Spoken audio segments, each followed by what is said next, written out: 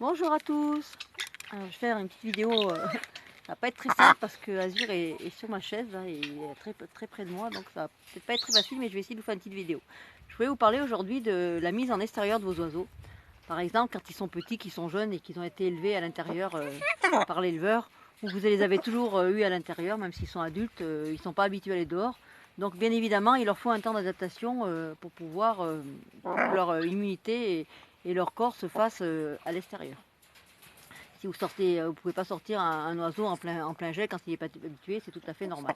Par contre, les oiseaux ne sont pas si fragiles que ça, les perroquets qui sont à l'extérieur, ils peuvent très bien passer dans nos contrées en France, passer l'hiver dehors du moment qu'ils ont un abri en bois ou pouvoir se mettre à l'abri de la pluie, du vent et du froid. Donc moi je vous conseille de faire soit des volières extérieures avec des nids, soit des volières demi-extérieures et demi-intérieures pour que l'oiseau puisse rentrer quand il en a besoin et qu'il en a l'envie. Voilà, donc moi je commence à mettre mes oiseaux au mois de mai, début mai, quand il fait pas trop chaud, pas trop froid, qu'il n'y a pas trop de vent, et qu'on peut mettre les oiseaux à l'extérieur sans qu'ils prennent froid.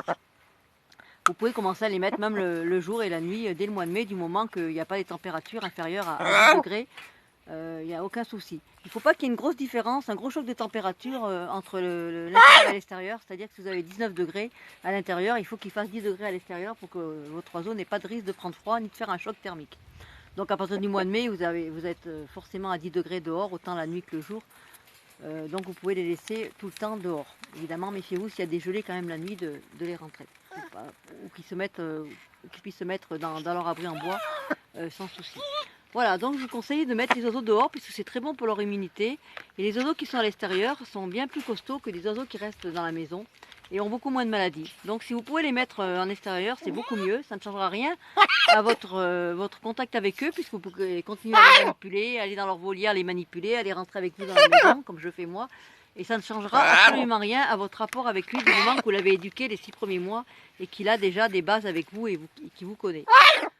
Voilà, faites bien attention quand vous les mettez en volière à tout ce qui est végétaux, que l'oiseau ne puisse pas attraper des végétaux qui pourraient l'empoisonner, qui des fois à travers la cage, à travers la volière, il arrive à attraper des végétaux et ça peut les tuer. Il y a des choses qui sont mortelles, donc faites bien attention et faites aussi attention à ce que vous mettez dans la cage par rapport à tout ce qui est arbres, plantes et fleurs. Hein. De bien vérifier que pour eux, c'est sans danger et que c'est comestible. De toute façon, ils vont tout vous manger. Si vous mettez un arbre dedans, vous n'aurez plus rien.